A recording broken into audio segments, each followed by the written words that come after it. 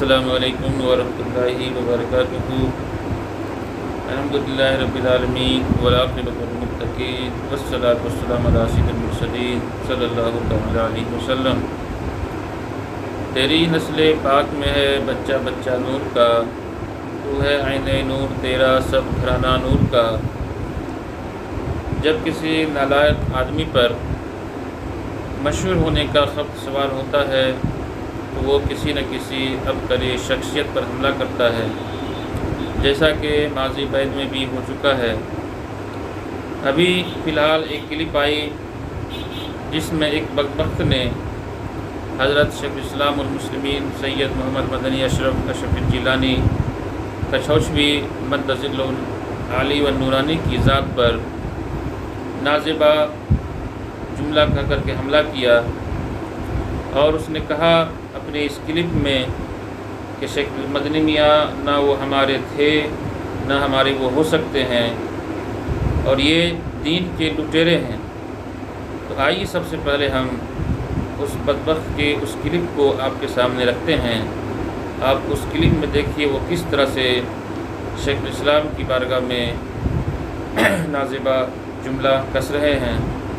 پھر ہم آپ کو وہ کلپ دکھاتے ہیں جو شیخ الاسلام والمسلمین نے وہابی دیوبندی لڑکیوں سے تعلق شادی کے بارے میں جب ان سے پوچھا گیا تو آپ نے جو فرمایا، اس پوری کلپ کو آپ کے سامنے پیش کرتے ہیں، جس پر کیا ہے اس بدبخت نے شیخ الاسلام پر حملہ کیا ہے۔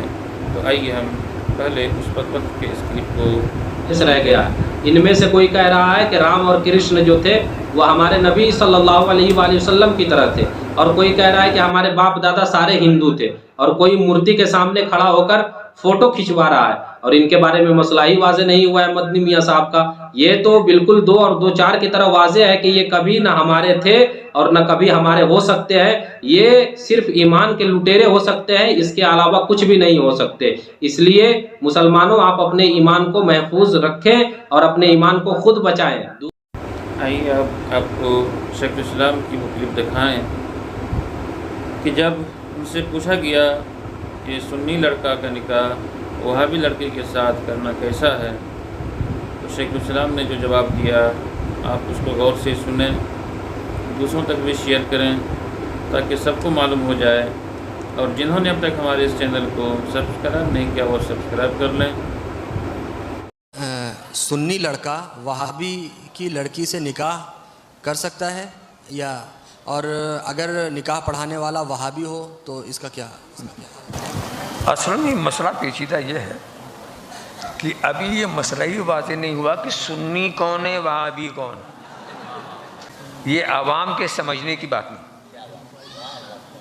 سنی کون ہے وہابی کون ہے، کھڑے کھڑے آپ فتویٰ مت دیجئے، جس کو چاہیے سنی بنا دیجئے، جس کو چاہیے وہابی بنا دیجئے،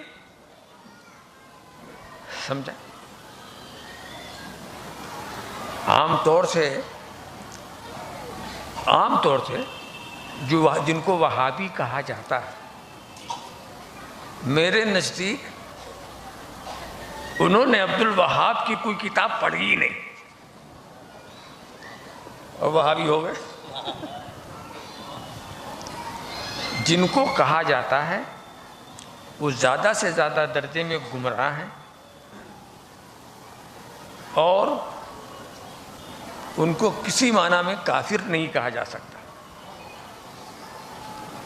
عوام کا تو معاملہ ایسا ہی ہے، علماء کی بات الگ ہے۔ عوام میں جو اپنے کو وہابی سمجھتے ہیں ان سے پوچھو تم وہابی کیوں ہو، وہ نہیں بتا پائیں گے۔ تو لہٰذا اتنی گہرائی جو عوام کے سمجھنے کی چیز نہیں ہے، اس میں گہرائی میں جانے کی ضرورت نہیں۔ اب رہ گیا کہ نکاح پڑھا سکتے ہیں، تو نکاح میں پڑھانے والے کا کیا دخل؟ نکاح ایجاب و قبول سے ہوتا ہے، ایک طرف سے ایجاب ایک طرف سے قبول، وہ تو آپ ہی کے لوگ ہیں نا۔ پڑھانے والا تو صرف بیچ کا آتا ہے۔ تو چلو وہابی کو جانے دو، اگر کوئی پنڈت جی پڑھا دیں تو بھی نکاح ہو جائے گا۔ کسی پڑھانے کا اثر نکاح کے ہونے پر نہیں ہوتا، ایجاب و قبول پر تو نہ ایجاب انہوں نے کیا نہ قبول انہوں نے کیا، ایجاب والا اور ہے قبول والا اور ہے، تو پڑھانے والا کوئی پنڈت بھی ہو سکتا ہے، ٹھاکر بھی ہو سکتا ہے، مگر ایک بات ہے کہ نکاح اس سے پڑھاؤ جس میں برکت ہو، اگر گمراہ سے پڑھاؤ گے تو بے برکتی ہوگی، اور بے برکتی کا زوال تمہارے بچوں پر پڑے گا، بے برکتی کا جو اثر ہے